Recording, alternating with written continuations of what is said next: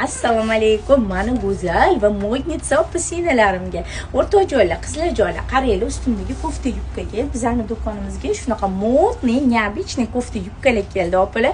Shunaqa modniy yenglarni qo'yib, xohlasanglar yenglarimda oqib ham kiyaverasizlar. Kelib, olib ketsanglar bo'ladi, opalar. Ketib, men rasvetkalarni ko'rsatib o'taman. Opajoylarimiz mana shunaqa neobichniy rasvetkada, neobichniy fasollarda yubkalarimizni rezinkalarini ko'ryapsiz. Salbalardan ko'rsangiz ko'raylik. Yubkalarimizni rezinkalari shunaqa neobichniy bo'lgan, fasollari shunaqa juda ham chiroyli, asal bo'lgan kofta yubkalarimiz keldi. Kofta yubkalarimizning materiali pekinskiy lyon, o'zi ham pekinniki, opalar. Mana shunaqa har xil rasvetkada kelgan.